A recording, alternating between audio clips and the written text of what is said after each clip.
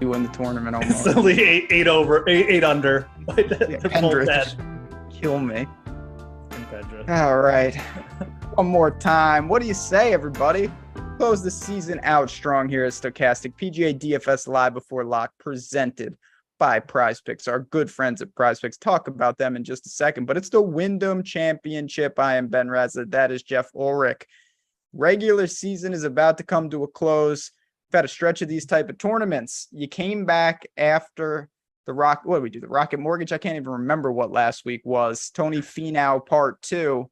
Can't go for the three-peat, but are you ready to close the season out strong here? I mean, I definitely am. The Wyndham's a fun event at the very least. We're going to get like 30. It's not 30 under, but it feels like it, right? Like the cut will be 5 under par. And yeah, last week just felt like Groundhog Day. It's like we just felt like we're watching the same tournament with like a couple different characters, right? So yeah, I think this one will be a little bit more interesting. I definitely, some guys at the top that'll be strong players, and I think they're strong plays, but I don't think anything will happen like we saw last week with Finau. Just kind of mostly, Taylor Pendrith putting up a nice fight, but you kind of just had that feeling what was going to happen. I think we'll get a much more interesting event at the very least. This one had the six-man playoff last year when my boy Henley just imploded down the stretch, as he's prone to do. So returning to the scene of the crime, because he's going to be a factor this year, no doubt about it, a popular name that we're certainly going to get to. And I not that anybody cares, but I have good memories of this tournament as well, going back to the CT Pan year where he really got in the mix. I was out in California. I was at the racetrack sweating that. It was just good times. Hope to rekindle some of that, because last week was not great. Pendrith was a major problem, but let's get into it. Let's see what we can find. Certainly another birdie fest. You guys know where we start. We start with the waves, with the weather, and with the withdraws. This week, I'll actually get the guys that are withdrawn right. Johnny Vegas has withdrawn, who I really liked in this spot. A couple others. We've got Danny Lee, Ryan Armour, and Sung-Yul No, who probably was gonna get into this show after a bad triple bogey last week, derailed what could have been good. Waves and weather. Do you see anything? Because for me, I don't so far. I don't see anything. But again, there are certain trends at this tournament, right? Like that I think we want to follow. It's Bermuda greens, and I think that this is it sounds nitpicky, but like the Bermuda grass, you get a little bit dew on it, and they just tend to be way more receptive in the morning. I think that's more than other green types. And this tournament has seen the last 6 first round leaders. At least one of the first round leaders in the last 6 years have come from the AM wave. And a lot of those have been solo first round leaders. So again, I don't think that extends to classic lineups where it's like, oh, we just got to target the guys Thursday morning, because the same guys are going to go out, Friday morning and get the same type of advantage. But Thursday, first round leader, showdown lineups, and PrizePicks, we're going to talk about here in a second, probably, really focus on those AM guys. I think there's just a slight advantage just from the greens getting dried out in the afternoon, which is really the only defense of this course. And you'll just have a chance to land on one of those 62s. I think a better chance in the early morning. It's out there. We've seen it time and time again. We got big names going off in the morning as well. Guys like Will Z, Webb, Sanjay, all in the morning. And I agree. Showdown more important than classic. Obviously, first round leader more important than outrights when guys are teeing off. So you want to take advantage of those splits. Of course, I think we're both going to advocate, if you're making 150 lineups, I would always have a small allocation that are all PM, AM, and all AM, PM, just because why not? But if I was building my optimal lineup or single entry or something like that, I would not really care where my guy teed off. Yeah, I think that's absolutely, the correct way to do it this week. There's just nothing really that I can say. I mean, that the gusts are maybe minimally bigger on Friday, but it's nothing it's set in stone, and it's nothing big. I think we're just going to get, last year we did get some storms and stuff, like a little bit of wind in the final round, and that kept scores down. I think it's much more likely you're going to see someone get to 22 under this year. It seems that way, and it does lead us into the sponsor of this show in PrizePicks. One of my favorite things about PrizePicks, if you haven't been over there, of course, it's daily prop-based contests, but you can really strongly correlate. You're picking 2, 3, 4 guys, and you're projecting over or under certain things. And you just mentioned you could target guys in the AM for more birdies. You can target guys in the PM for maybe less fairways hit, things like that. And if you haven't been over there, we'll match your first deposit bonus up to $100 with the promo code AWESOMO. So you want to go to prizepicks.com or download in the app. I have a video over on the Odd Shopper YouTube talking about my favorite plays. And I will say, one that really caught my eye was more birdies for Bez over Sepp Straka. Sepp Straka's missed 5 straight cuts. I think Bez is in store for a pretty good showing here. And then I actually looked at some of the fairway numbers. Harris English was on there, who doesn't hit a lot of fairways. I think that could be one, but there's so many ways to go on PrizePicks. I like that fairways idea. I was looking at the green and regulations numbers too. They're a little bit high. Like even for Sedgefield, it just seems stuff. That's a lot. Yeah, that is a lot. But the fairway numbers, again, like the fairways, it's a little bit tighter course, but it's not that tight. And you also get a lot of holes where players will club down. I really like the fairways idea. I think that like a guy like Henley at 9.5, he'll just choose to hit fairways because he knows if he can get in the fairway, that's where his advantage begins. Another guy that pops off, Terrell Hatton at 8.5. I mean, it's just the number, right? Maybe they're just tempting us into it, but Zalatoris at 9.2. So I like that. I did see Lowry versus Vegas, and the birdies are better matchup, but Vegas they'll probably just get voided. So you can just pretend that one. And I agree with your Straka versus Bezuidenhout take. That one popped off. I'll take Seabez there. Yeah. And again, if you're looking at the strokes, like, obviously, I think we like targeting the early ones, but I got to ask you, Ricky's on an island here at 68.5 Are you going under, Ben? 68.5 I don't think I can do it. I mean, they're tempting us. It's the ultimate trap play here, isn't it? I mean, it really is. Ricky will be in the show. One last hurrah for him. This could be it. This could be the last PGA tournament that Ricky Fowler plays. When he goes to live. He's in the PM too, just tempting the gods even more. Yeah. So I don't know, man. It's out there. It's a very interesting number for this tournament. It is. And again, get over there. It's a great site. Really, really enjoy. We'll be talking about them throughout the show. And it's just, there's ample opportunities. I looked at Rose versus Vince Whaley. That was another one. But again, PrizePicks, promo code AWESOMO. That is where you want to be living. There's Ricky Fowler right there. But let's start to dive into the top of the board. We're going to talk about the rank 'em. I'm going to give you a couple names. You're going to discuss them. Try to order them for me if you can. We'll go for the big dogs. We've got Will Z up top. Billy Horschel is a name that's popped up a lot here, I think for good reason. And then the guy that I'm drawn to, but he's going to be really popular, is Sungjae Im at 10.5. So you've got 3 studs. Obviously, they're all playable. Do you have a preference of Billy Ho versus Sungjae versus Will Z? I mean, again, like, it's a great setup for Billy Horschel. But like, you're asking me to take him over just 2 young guys that I just like and I just love the potential with. I'm just not going to do it. I think also you got Sungjae in a spot where he's shown some form now. He's tended to really, really perform well at these events. And he kind of feels like a player again. Like, a lot of people were expecting maybe the breakthrough to come in June. It could certainly come this week. So for me, it's actually pretty close between Zalatoris and Sungjae. If this was a bit tougher course, I might even lean Willie Z. But no, I think with the Bermuda greens, where we're at, and just with Sungjae's tendencies to kind of just, quite frankly, just be a better putter than Will Zalatoris, it's absolutely fine to rank him first. I do kind of like Zalatoris this week. I admit, like, I'm not as out on him as I was last week. And maybe it's just the ball striking that he showed, but it really does feel like, maybe he can just neutralize the putters this week. And maybe he can just do that, like, gain something insane with his irons, because this course, I mean, he might just tear it up. I got a little bit of that feeling with him, and I'm certainly not writing him off like I did last week. Like, I think creating lineups with Will Zalatoris and one of Lowry or Sungjae is something you should be interested in. But yeah, I clearly have Horschel ranked 3rd. He's off he's the veteran who could show up with the putter, but at over 10K, just play like Kisner or someone like comparable like that. I'm not paying up for Horschel. Sorry when he wins again, but it's Sungjae by a hair for me over Willie Z. Yeah, it's Sungjae for me too. We've seen his best work done in Florida. A lot of what he brings there, I think, is certainly apt to be applicable to Wyndham. Really good at the 3M. I mean, everything checked out and then some. I also just think that he's just simply better than a guy like Billy Horschel. So I get it, but I'm talking about $200 in difference, some more ownership, no doubt, but I can work around that. So I'm going to go right with you. He tees off nice and early. Will Z, I have no real feel on. I think he's fine. Obviously, the easy thing to point to is, can he make enough putts in a field like this? We don't know, but at the same time, we've seen him flash at times, and it's the short putts that give him trouble, not making 15 footers. He seems to do that at a healthy clip. Yeah. And again, like I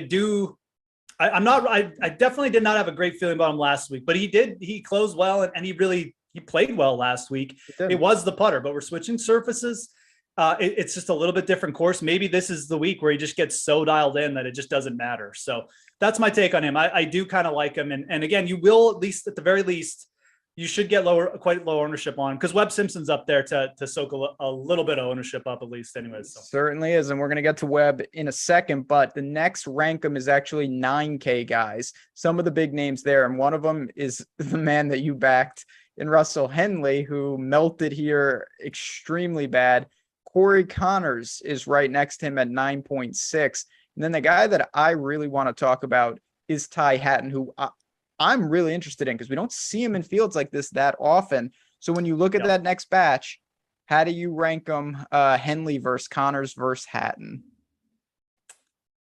It's tough. I mean, if you're, again, you sit back and you go like, who's the best player of these three? And it's probably Tyrrell Hatton, right? Like, I mean, and he's going to be the lowest owned of the three. I think he's going to be the lowest owned of the three. So I can't really do it. Like, I mean, you're asking me to trust a guy who is just coming into this event a little bit randomly. He's been a little bit random with form. He's really good. Like I said, he's definitely put together like the best career of these three. And he challenges an elite field sometimes, but this is just target golf. Like this is a spot where a guy like Connors and Henley, much like Will Zalatoris, could just go absolutely nuclear with their irons this week. And I feel like one of them probably is going to do that. I think that the easy answer for me is just to say Henley, and that's where I'm going to go. I mean, my guy just doesn't get across the line well. Like, I mean, I'm fine with it, but like, there's nobody who sets up better for target golf than Russell Henley. There's a reason he's first in strokes gain approach. He is just an absolute maestro with the short irons, and he will absolutely just tear this course apart if he can just get his mind right. So, the putter was letting him down last week. He would have been right up there. I mean, he missed some short putts, but we switched to Bermuda, which is where we like Henley. Connors, I just don't think is quite as close as Henley is right now. I said Henley, there's a good chance he's going to flip the switch last week, and he did. I got to trust him here. I got to go with my guy. I'm going to go Henley. I'm going to go Connors, and I'm just going to go with the public and just say, I just don't have enough trust with Hatton. He's probably the best of these three, but I'm not going there this week. I'm going to Hatton. I got him first. I'm taking the plunge. Certainly, if him and Henley were equal ownership, I have Henley second here. I think he sets up very, very well. Bermuda's the preferred surface. It's funny, when I talk about Russell Henley, I always kind of talk about a guy that in my mind, it's like he's looking for that breakthrough on tour. The guy's won on tour multiple times. That's the funny thing. He's a 3-time tour winner. Yeah. He beat Rory McIlroy in a playoff early in his career. This guy can play. It's just, it's much like the Kevin Na syndrome. The guy flops a little bit in a few final rounds, and people just forget that like he's really talented. So the breakthrough happened. I'm getting really sick and tired waiting for it, but because I'm always on him, but it'll happen. It will. And people say, oh yeah, well, he's really good again. So. Yeah. I mean, I don't know this, but I would assume he's on an extremely short list.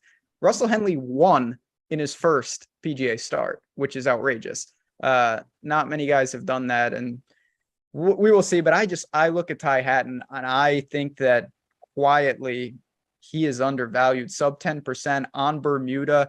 He's not playing great, but again, these are the tournaments we see him at: Wells Fargo, the PGA, RBC Canada, the US Open, the Scottish Open, and the Open. He's not playing in the 3M. He's not playing in the Barbasol. If he was, he would be crushing it, I would assume. And I think we would see these top threes, top fives a lot more often. He's a winner at API, a runner-up at API, third at Heritage. I think this is where he would thrive. I'm going to take the plunge. I think Henley makes the most sense. The public's on Henley. Probably means that Corey Connors will kill us both, but I'm going to go Hatton over Henley over Connors. And look, I mean, again, I think Hatton as a GPP play is fine. He playing the ownerships, that's where he should go. And he does have a little bit of that Adam Scott from last year vibe where, Scott just kind of showed up at this event randomly and like he almost won. So yeah. And speak of the devil, the other big names is kind of our next category of rank 'em. Adam Scott is in there, who I don't know what was going on Saturday. He shot 78 and then he improved by 13 strokes to close. Webb Simpson, as we all know, he is Mr. Wyndham. He loves this course. Yeah. And then you've got Shane Lowry. I don't want to say the forgotten guy up top, but just another big name. What are you doing with this batch of guys? Because Webb, of course, is going to garner interest, but at the same time, he's playing pretty bad. Yeah. And I mean, like Webb is interesting. I mean, the Webb, I think I'm going to try and get this right. The last 3 years, Webb Simpson, from what I was told this morning, has been in like the big GPP winning lineup, like the $20 on DraftKings. So the last 3 years at this event, he's been in the winning lineup. But it just feels different. Like he's 126 in the standings. Like when he's coming in the last few years, maybe he wasn't playing that well either, but like he wasn't in this kind of spot. And the other factor here is like, I just really like Shane Lowry. And I think everyone should be liking Shane Lowry a little bit more than they do. Our projections on Stokastic like him, like he's tops there. He doesn't have that like Patrick Cantley, like slam dunk kind of projection that we had last week. And Cantley really did work out pretty well, obviously in the end last week too. But his top 6 percentage is right around 25. He is the top play. And I think when you look at it, this makes sense. 3rd at the Honda, 2nd at Hilton Head. I may have those mixed up, but top 5s at a lot of those type of courses. Shane Lowry can get it done at an event like Sedgefield. His approach game is great. His short game isn't going to be tested this week because the short games don't matter here because everyone hits the greens so much. I think Lowry is a player who, much like some of these other guys we're going to be talking about, almost like a Henley, like he's really just due to win. And he's just been so consistently good that I think trusting Shane Lowry is absolutely fine this week. I like pairing him with like an Im or a Zalatoris, maybe not so much Zalatoris, but another big name. And I can't even remember who the third guy in this mix was. Adam Scott and Webb, right? So yeah, Scott is. It just like this has been his year. It's like, oh, playing good. Oh, 78. Like it's like every event has gone like that for Adam Scott. It feels like he's almost been better at the majors than he has been at these weaker events. So everyone's going to play Hatton. Everyone's probably going to get up to Connors and Henley. So I guess Scott will be there in that like dead zone, but I'm probably just going to forget. I'm going to Hatton before I go to Scott. The thing that really frustrates me early in the year, it was like, wow, Adam Scott's figured something out with the putter. What an asset. Now it's broken again. He lost 4 strokes at the Rocket Mortgage, 3.5 at the Memorial with the putter. That's holding him back, and he's more prototypical Adam Scott. I think my biggest knock on this whole group, not really Webb, but the other two, is they thrive more when the winning score is like 10 under than 25 under. I don't think of Shane Lowry as the birdie machine. I think of him as destroying long par 4s. I do like Lowry, though. I think he makes sense. He's a fine starting point. I'm not high on either of the other two. If Webb really is 5%, that is shocking. I think he's going to be higher. I know we have him projected for 5%. I'll be honest. I think that's a little light.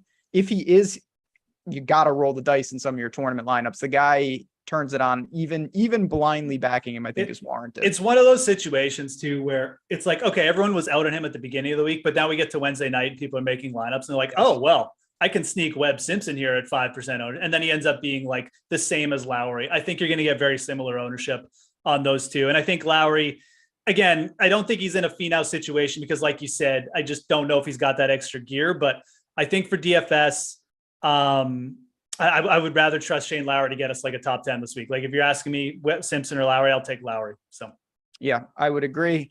Jack Fisher in chat says Lowry and Hatton both play well at Wentworth in England, which has similar characteristics to Hilton Head and Sedgefield. That's good stuff. They sound kind of similar too. So yeah, they sound like they're both made by King George IV or something. So it sounds all right in that same realm. I like what we're doing there. Final rank them, and then we're going to start getting to make the cut and really rattling off. But there are some mid-range kind of chalk options. guys that not going to be crazy popular, all of them, but I think some of them certainly will. And one on this rankum is Siwoo Kim, who projects as the highest owned guy on the slate. JT Poston, who's had a ton of success here. And then I wanted to ask you about Harold Varner III at flat 9K. Are you buying into the Siwoo chalk? How do you rank these three? Yeah, I mean, Siwoo Kim is the most heavily owned player. What could possibly go wrong? That never doesn't work. I love Siwoo. I love him. But people forget, man, like 2 years ago, like you couldn't get Siwoo Kim over 5% owned in a tournament, even if he was playing well, because people were so scared this guy was going to WD.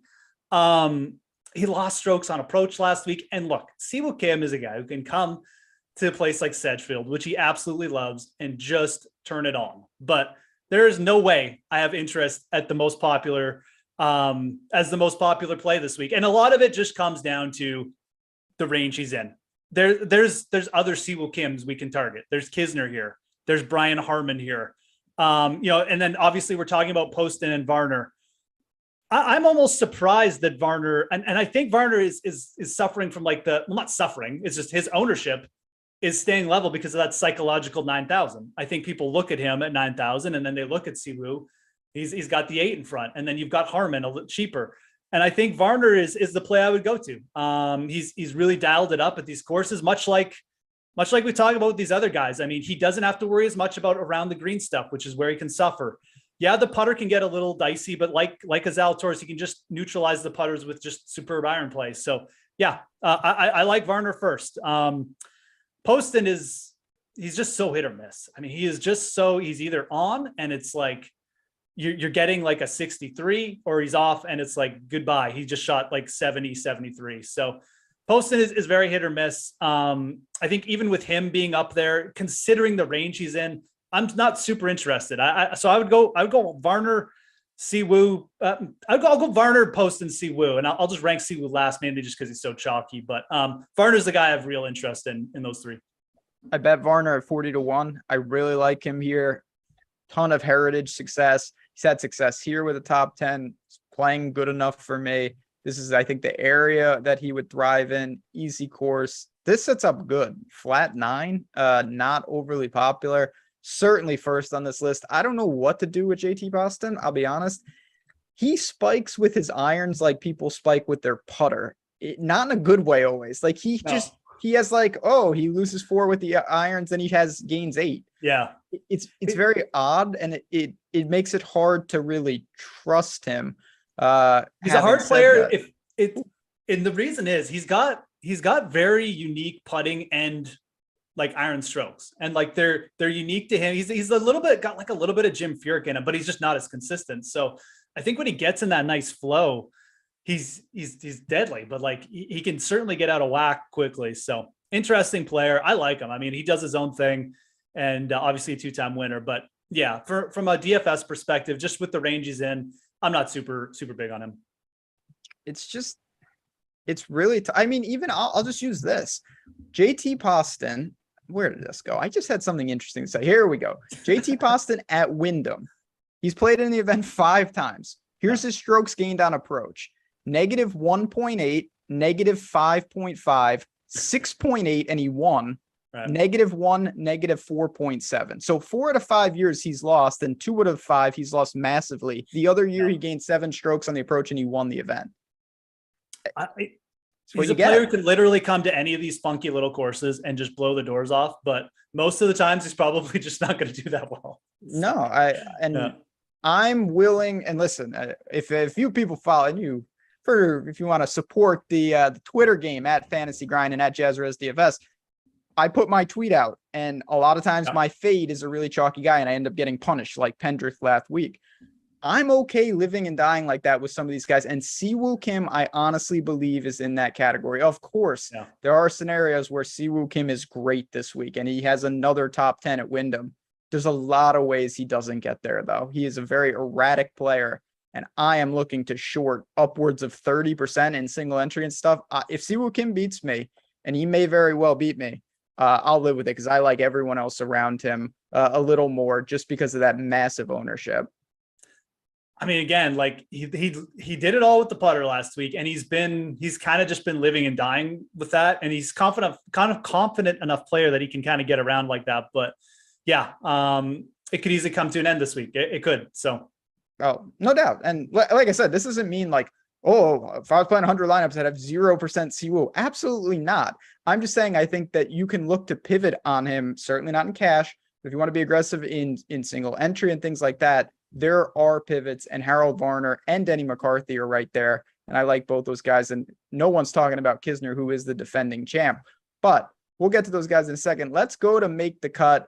Chat, you know the drill. We're going to start rattling off. Do guys find the weekend, and what do we think about them? We got a lot of people watching to close out the regular season, and we really appreciate it. It's been awesome all year. Been doing this show. It's been a blast. If you want to support us, hit the like button. That's the easiest way to do it. Subscribe to this channel. Certainly all the content you need for every sport. We got you covered here at Stokastic. Let's get things started with Make the Cut. Every week I say this guy's not going to make the cut, and every week he does make the cut, and that would be Tom Kim, who was at 8,600, and he's just a talent. I mean, what can you say? Rocket Mortgage, strokes gained across the board, and he comes in 7th. Do we just keep playing him forever? Yeah. Okay. Yeah. I think we made our attempt to kind of like, we gave him the chance to fail. He's a young guy, but like, he's maybe the lack of confidence will come next year at some point. He goes through, but I actually don't know if we're going to get that with this player. I think we could be seeing something special at this point. I'm kind of on board when you see a young guy like this just handle himself so well in a situation like that. It's you should be interested, like you should be. And he's doing it in a way where he's lining up on approach, like he's sinking the putts that he needs to. He's definitely could probably, I don't know if he's necessarily like putting well enough to win this week or anything like that, but I'm definitely taking him to make the cut. Yeah, I mean, I can't say much negative. My only critique, I still do believe that long term we are going to see this guy thrive more in difficult conditions than dusting 30 under at the Rocket Mortgage. I'm not saying he can't do that, but I like this guy seemingly more when he's really showcasing his talents, not at a target fest like this. But he's quite good. I have to give this guy credit. This guy he is good. He's a player. Yeah, I like it. I mean, this is the kind of player too, like with like Dustin out and all these guys, we're gonna get to see more of, and that's good. Like this is the PGA strength, right? Like these young guys just they've got to start realizing it at some point and playing it up more. This is just from like a fan perspective. You hope they do that. I mean, they're almost gonna be forced into it, which is nice because these are the guys that we're really interested in for DFS and stuff. These are the guys who bring home the money because they're in that range where they pop up and they got better odds than the guys at the top. So yeah, have a lot of long-term interest in Tom Kim, man. Wouldn't be shocked if it happens this fall or something too. Denny McCarthy's another guy that's been close. He's taken real steps this year. Clearly he can roll it, and Bermuda, I mean, it's always good, but Bermuda, it's really good. A little more hit and miss after a ridiculous stretch where he basically didn't miss a cut for 3 or 4 months. He's missed 2 of 3 cuts, but I love the buyback. He lost strokes putting at the Rocket Mortgage. That practically never happens. Hasn't happened all year before that since January at Sony. I think Denny McCarthy sails through the cut, and he's a very solid play. Yeah, I may have been a week early on the DMAC train on Big Den. I agree. I mean, you look at McCarthy's record, and where does he pop? The RSM, these little courses with Bermuda greens and smaller greens, and it's just like it happened. He just kind of just regressed a little bit. He just didn't play that well last week, but he was coming off a rest, and now he's got a longer rest. Obviously, the last time he made the cut too, he bounced back real quick. So I like him this week. I bet him. He's on the card as well for me. I got to give him one more shot. He was on my card last week. I can't bet him at a par 72 like I did last week, just a longer course, driver heavy, and then have him come here and just get off him, because one missed cut shouldn't throw you off a player. If you like the player and he comes to a better setup off a missed cut, like really nothing's changed. If anything, he's going to be more well-rested, more focused, because these players like to bounce back. So I'm in on Denny. We'll see what happens if this like little summer hit he had is long-term or not. If he misses the cut here, we might have to take a little break, but I'm definitely in on him this week. Yeah, especially last thing I'll say, like when a guy misses a cut and he has an outlier with his best club, that's even more of a buyback. Like he putted awful. So yeah. no it kind of reminds me of like Rory. Obviously, Denny McCarthy isn't Rory, but it reminds me of Rory going McCarthy into Valero, missing the cut of Valero, and then just tuning it up at the Masters the next week. So I'm putting my guy in big company here. Really building him up. That's something. Aaron Wise belongs in that conversation. My man, 8,100. He's been, I think, a pretty solid. There was a period there where I was seriously concerned that Aaron Wise might just fade into oblivion, and I knew he had the talent. He's starting to showcase that. He's had a good little year, making cuts in majors, coming off a 34th at the Open. I think he plays well here and is just fine. Aaron Wise is just undervalued in this tournament, man. I don't even care what you think about him as the player. Like he's 8,100. He's 40 to 1 on a lot of sites. I think I got him at 45 to 1 early in the week. I haven't saw him at 50 to 1. You're gonna take Corey Connors at 25 to 1 and not bet Aaron Wise at 45 or 50 to 1. Can you break? Like this is Aaron Wise is really good. He's popped at these little events too. Second at Bermuda, second at the OHL Classic. These are pretty good comparables. I got nothing but love for Aaron Wise. Top 10 long-term, short-term strokes gained approach stats. He's got a lot of confidence. Made 3 cuts in the majors and is actually up there for a bit at the U.S. Open. He's coming off a rest. Maybe the rust gets him this week. I don't know. I don't really care because the price is right. Like the price is right. No one's really talking him up. People are scared because his best finish at the Wyndham is like T40. I don't care. I mean, Aaron Wise, I put Aaron Wise in the same category as like a Siwoo Kim. He can dial it up here. I really do. And I think you'll see him get a couple more wins eventually. So big time into Aaron Wise. I know I'm being bullish on everyone so far, but don't worry. The bearish calls are coming up, folks. Yeah, I mean, I think we know on this show, even if you don't like Aaron Wise, you have to say that you like Aaron Wise because that's what we do. And yeah, listen, results at the Wyndham, just look at JT Poston. I already rattled those off. That means nothing. The guy won from nowhere. Guys win at courses all the time after struggling. Don't forget, when you miss a cut like 2 or 3 years in a row at a course, that means that you played 6 rounds.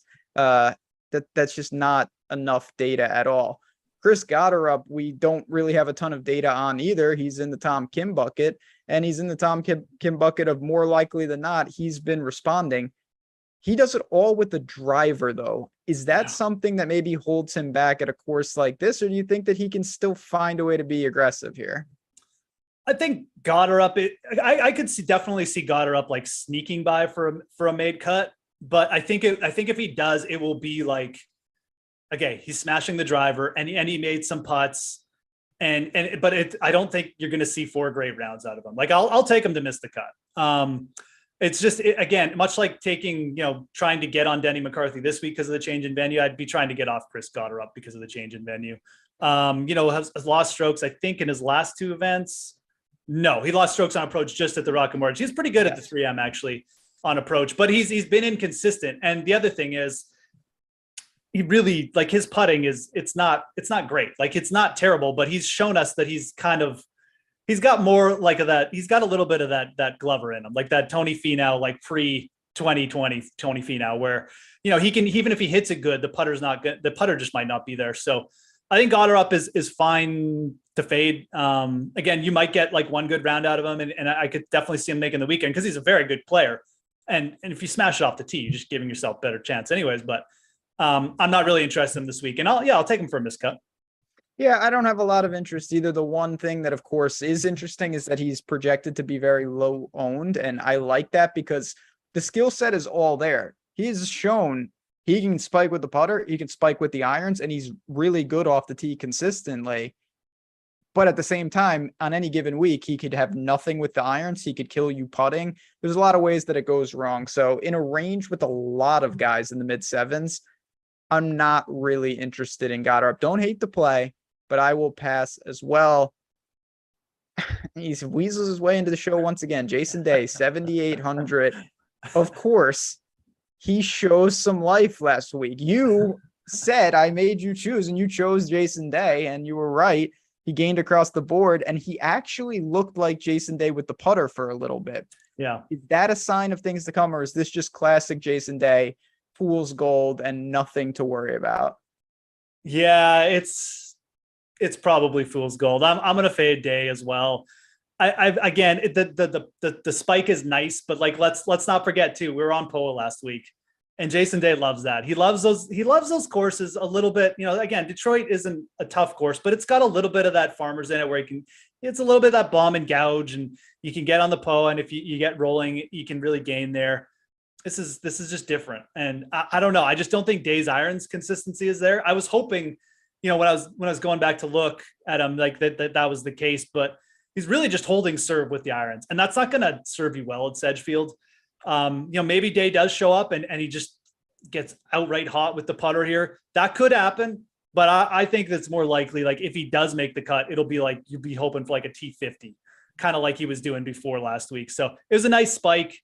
I like him on the POA, but I think that again, you know, someone brought up Munoz in this range. You got Stallings in this range. I got other guys to play this week, so I'm not going to go there I'm not going to double down. I had the one nice Jason Day take. We'll just leave it at that for the rest of the season. One more nice Jason Day take than I've had this year, so I would cash in those chips. That's right. This is your guy now. This is the guy I ask you about every week, and I'm telling you, I'm not super high on this Davis Riley fella.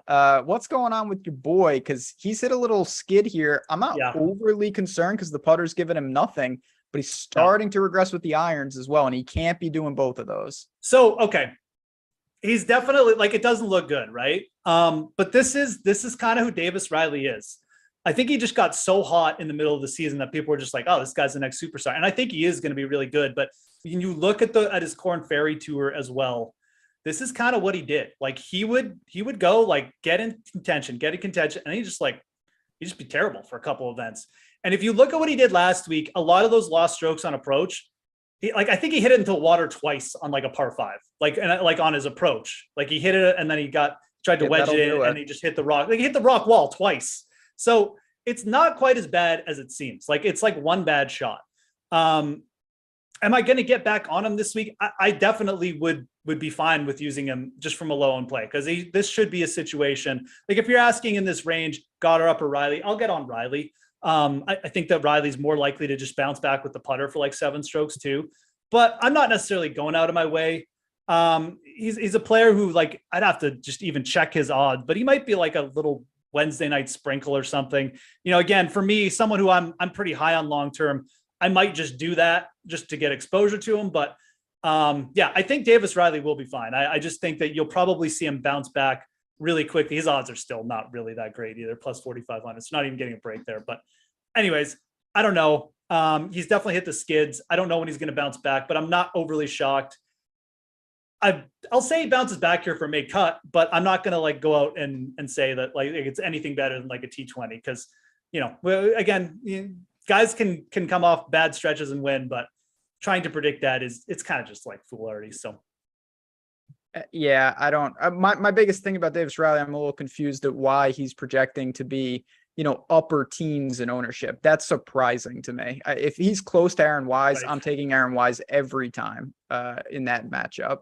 I'll be honest, like, yeah, I didn't realize we have him at 16%. That's a lot. I didn't really look at him. Yeah, that is a lot of ownership. So stuff again on our site, and you guys should be, you know, they're great ownership projections. But Riley wasn't even someone I looked up because I thought he was going to be like 5%. So same. That's good knowledge. You know, maybe we'll have to adjust a little bit after the show. But yeah, that's pretty high ownership. People are obviously really high on him long term, and I think they should be. But yeah, until we get like the true break on him and the betting number comes down, I don't feel the need. No.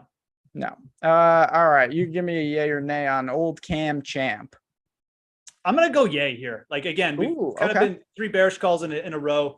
Cam Champ, I know like the setup, and I know I kind of said this about Goddard, but Champ is a little bit of a different beast because that putter can get super hot when he gets confident. And he's a player who can just get confident with everything. So I like the fact, you know, he gained everywhere last week. It's maybe not like the Cam Champ setup, but again, like one of the things that has been good for Champ is kind of like birdie fest, right? So I think that going low is good for him. I think the easier setups still favor him because he doesn't really have a short game. I'm going to go bullish here and say he performs, maybe even gets in the mix for like a top lineup too. Totally different type of player than Cam Champ would be CT Pan, who's had some success here. He was 2018, really did. He's been hit or miss, and more, honestly, kind of more miss lately. CT Pan, yay or nay? CT Pan's really starting to annoy me. Like, it's tough, man. He's been killing me too. It feels like the sharp call. I think a lot of people have been doing this. CT Pan feels like a sharp play because nobody really plays him. And you're like, this guy's actually playing pretty good. We're just like one spike away, and this guy's going to pay off for top 5. He's going to be 5% owned. And then when everything looks good and you got everything set up, he just like misses the cut for no reason at all. Withdraws. Yeah. Or withdraws. Right. Yeah, just Dear like, God. Nope. So I'm out. I don't care. I got other players I'd rather pay attention to this week. JJ Spawn's there. Someone already brought him up. I think there's even players lower down that are comparable to Pan, that are playing comparable. So I'll just bypass Pan and go to Spawn or someone even lower in salary. Is Alex Smalley one of those guys? Because he's right next to him too. Not really. Not for me. I mean, I don't have a hot take on Smalley. I'd rather probably play Champ.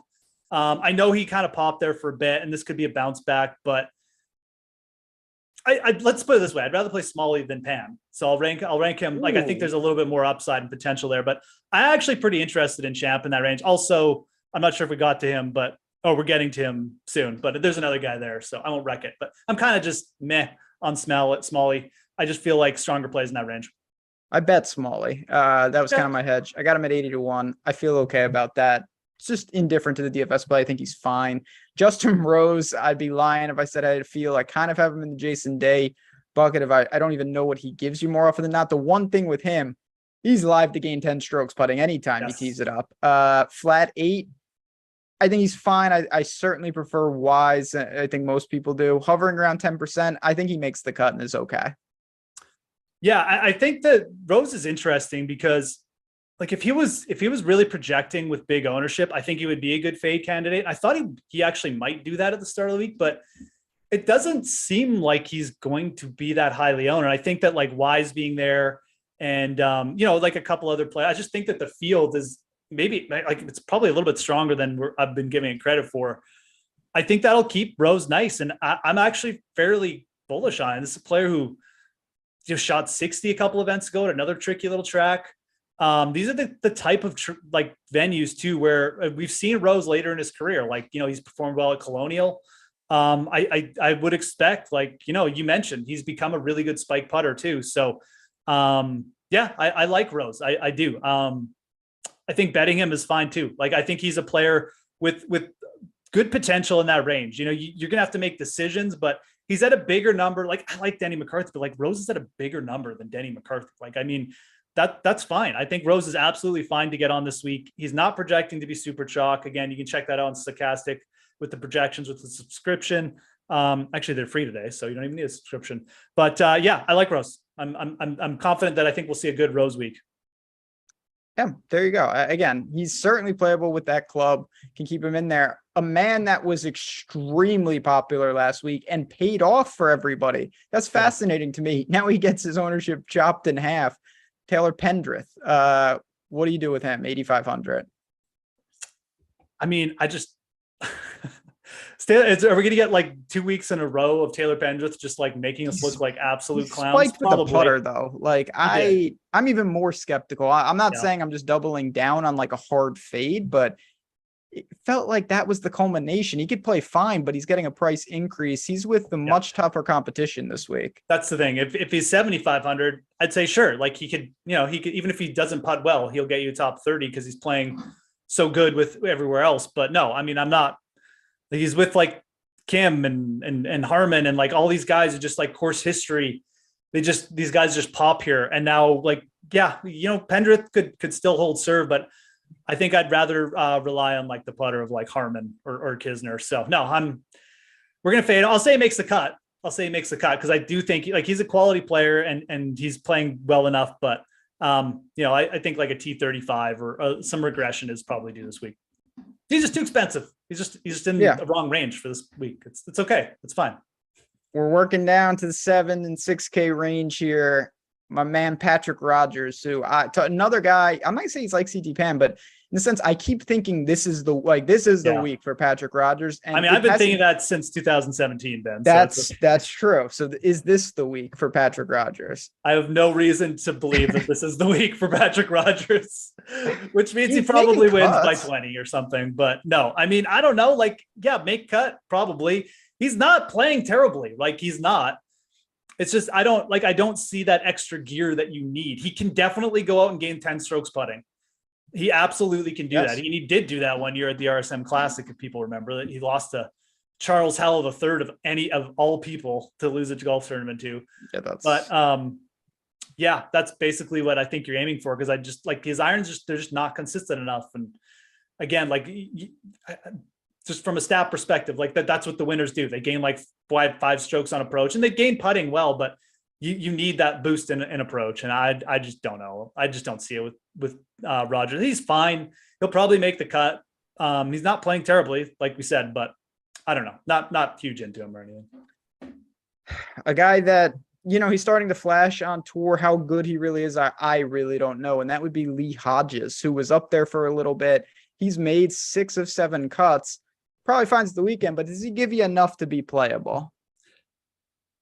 Yeah, Hodges is interesting because he's not the putting. Just I mean, it feels like a player who could definitely spike at some point.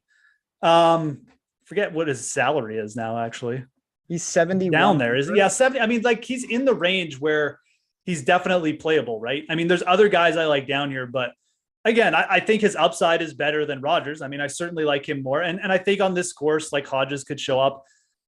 I don't want to say I'm indifferent to him because I do kind of like him, and just like the fact that he's got that elite ball striking that if the putter ever shows up, I mean, even at the 3M, like he was pretty good, and he was okay to start off last week. So, the 77 and kind of an Adam Scott week, basically, we're just throwing a 77 randomly, but I'd be more bullish than not. I mean, there's other players in this range, like our guy T Dunks, yeah, who I really like. I mean, someone brought up Lipsky in the chat, who I don't hate, but Hodges is like a pretty solid player. I mean, I definitely mix him in as like probably even at the 7K-ish range as a player, like I'm interested in.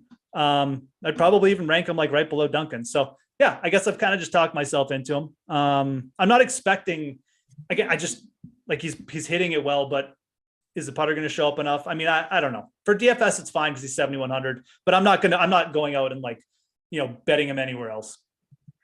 Guys like that is where more than anything, I truly lean on the tools that we have behind the paywall, because you can identify if they're going to be leveraged. You identify off Alex's projections, where they're going to be owned, and it really helps. And if you want to get those tools, stokastic.com/join, and you can use the promo code PGA live before lock. Right, Tyler? Give me that nod. I believe that is it. 50% off Platinum Weekly. You get in, you check out the tools that we have for PGA, for MLB, preseason football. Mac Jesse's got those projections for the Hall of Fame game. That is worth its weight in gold. If you're playing tomorrow, you have to have those projections, because you will be playing people that aren't on the field. They're in street clothes. That's not going to get it done. Now, the moment of truth. Ricky Fowler. Is this the time? One last into the breach, or are we just saying don't save your money? I think Ricky makes the cut. I'm not playing him. I'm not betting him, but I think he makes the cut. Yeah, that's my Ricky Fowler take. I think that he makes the cut. He'll eventually shoot himself out of it because he'll make some ridiculous bogey where he like drove it in the rough and then he hits his like save shot into like the pond and then he 3-putts. But I think he'll make the cut. That's it though. I don't think he's going to get to the top 25. I think he's gone after this tournament. I think this is the last PGA start you're going to see from Ricky Fowler unless he somehow gets himself in a major. He lost 6 strokes on the approach last week. A lot of water. I will give him that.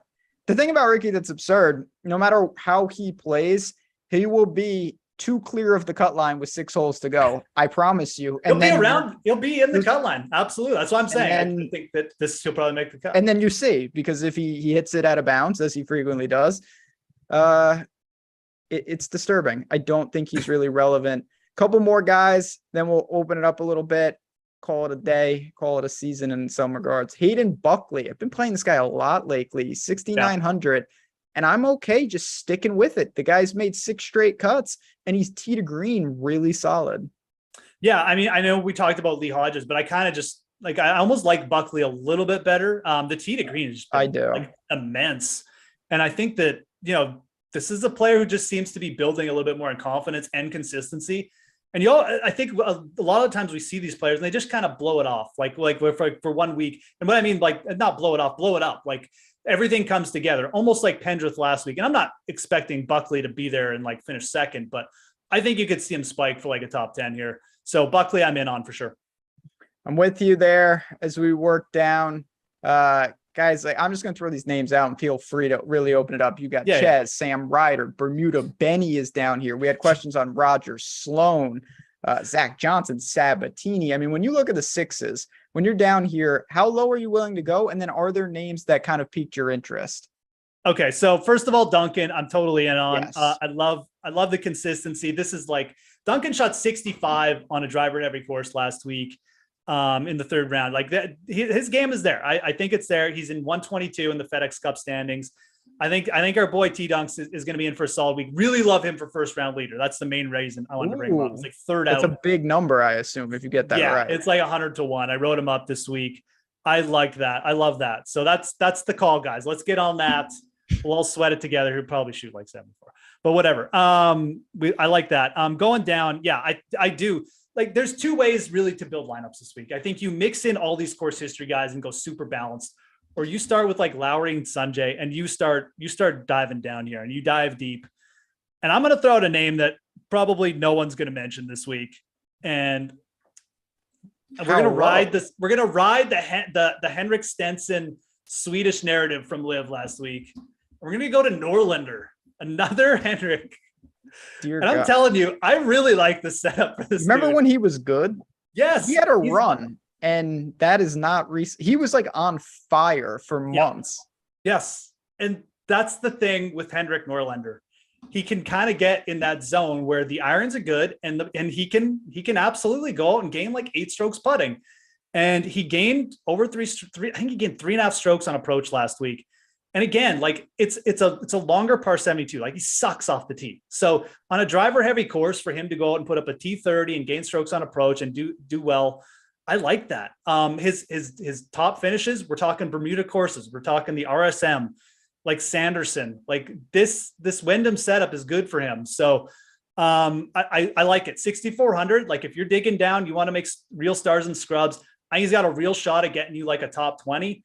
Yeah, obviously there's a ton of bust potential here, people, but I'm also putting him in my first round leader basket. He's like, you can probably get him at like 150, probably like 200 if you look around, but that's another guy I'm looking down there.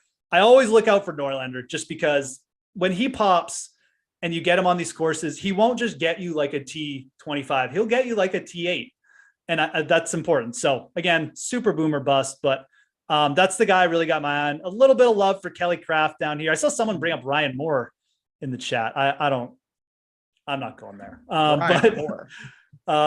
Yeah, I just wanted to double check I wasn't missing anything. But I don't know. Whatever. I'm bringing up Henrik Norlander, so I'm not going to make fun of someone bring up Ryan Moore. But yeah, I think Norlander is the guy that I'd feel most confident with down there.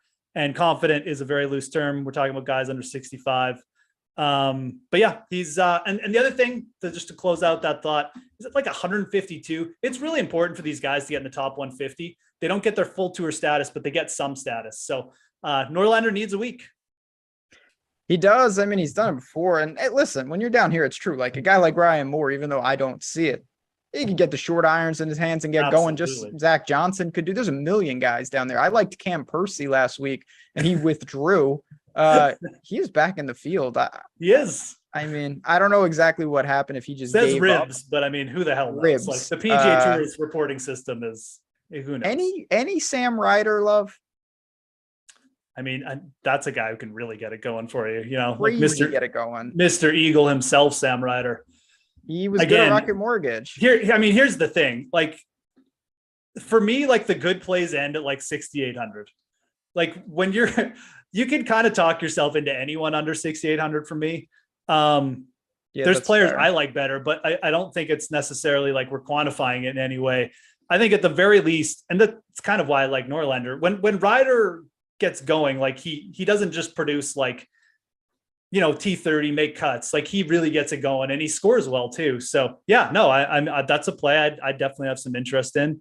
Again, I really feel like, you take 10 lineups, maybe you take 3 or 4 and you just go super stars and scrubs, because with the low scoring of some of these guys, get it on, man. I mean, they're going to be massive for your lineups, and that gets the exposure to way more unique builds. So, and I don't see anyone else down here that I'm high on. Like Doc Redman is off the list. He's off the squad. I'm not playing Zach Johnson. Ben Martin. Bermuda Benny himself. Oh, Ben Martin? Yeah. I mean, I always got love for Ben Martin.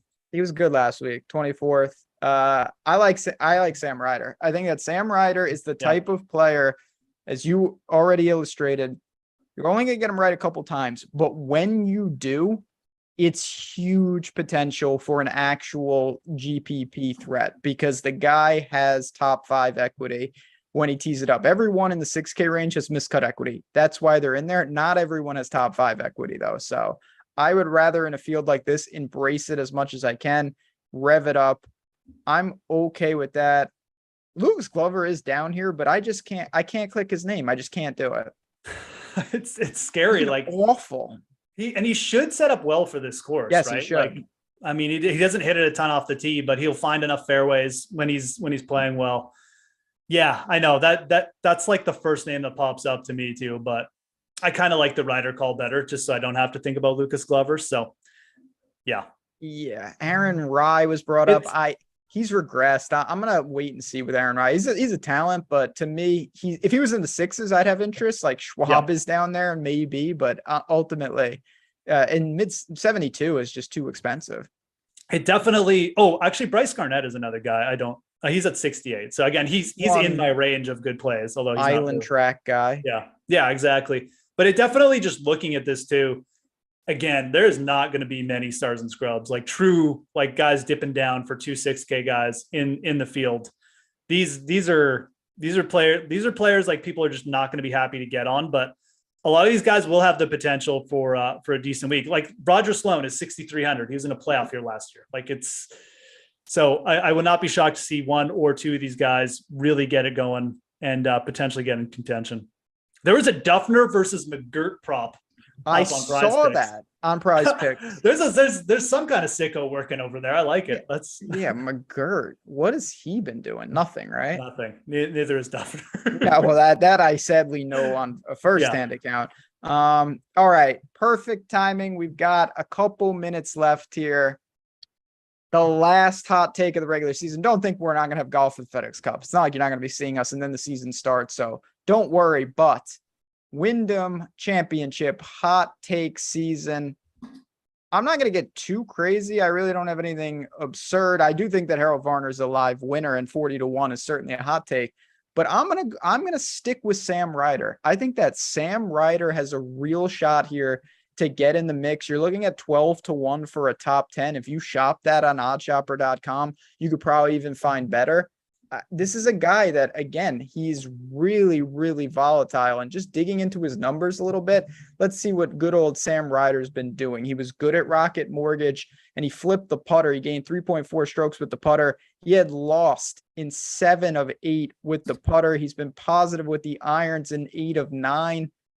Crazy erratic, a lot of miscuts, but when he's been good on tour, Corrales, John Deere, Barbasol, Puerto Rico, Shriners, Fortinet, Shell, Zozo, Barbasol, Honda. A lot of those are Wyndham adjacent to me. I think that Sam Ryder is a really interesting sleeper pick this week. I like it. I mean, again, if you're going down there. Yeah, it's a hot take. That's what a hot take's all about. Something that's probably not going to happen, but if it does, I will be victory lapping him into the offseason. I like it. He gained 3.4 strokes putting last week. Yeah. And again, I like that. Okay. I'm going to go. He holds out for eagle on every hole. He doesn't know about putting. So the guy, so lucky. I'm going to go Tyler Duncan, first round leader as my real hot take. I mean, I like it. Like, I think if you're looking for just like like just I don't want to call it a regular bet. I don't know, but Tyler Duncan top 40, I think it's a very, very good bet. It's like plus 175. Again, we got the FedEx Cup thing, but he's playing well. And like, if you see him play well at those longer courses, I think this is a week where you could kind of like ladder bet him top 40, top 20, top 10, maybe get it each way and start with that first round leader. Cause if you hit that, obviously you're on your way. But I got really good vibes going. He's just sets up so well. Much like some of these guys we're talking about, you put him on some of these courses and that's just where he makes his dough. Obviously one at the RSM Classic, which just another short par 70 track. So out there in Sea Island. So I'm going to go Tyler Duncan, my hot take. Again, like Henrik Norlander, maybe he's a little sprinkle on, not as quite as confident, but if I'm going down there, if you're going down 6,500, you're taking your life in your own hands anyways, but Norlander is the guy I would ride with. So I'll say T-Dunks, my kind of top 10 hot take there. I love it. On OddsChecker every Monday, I do putting for dough with Eitan Chandra, and we talk about our betting cards, and we have a segment 40, 20, 10. And Tyler Duncan was in that segment as a guy that I really like for the ladder. So I am right with you. He's on the card. T-Dunks, I watched his Sunday round mercifully, him and Zach Johnson. It was god awful, but flip that switch. Friends, we have done it. We have done the entire regular season, and it's because of you guys. You've been there from the first start at Sony to the last at Wyndham, and it really makes this show fun, and we're not going anywhere. The FedEx Cup, everything in between, swing season, when there is golf, even if it's live, we'll be here. So on that note, we're going to bounce on it here. Tyler behind the glass, as always, doing a great job on the show. Friends, it's been a fun season. Good luck this week. Enjoy the Wyndham. You will see me and Geoff next week talking more things PGA.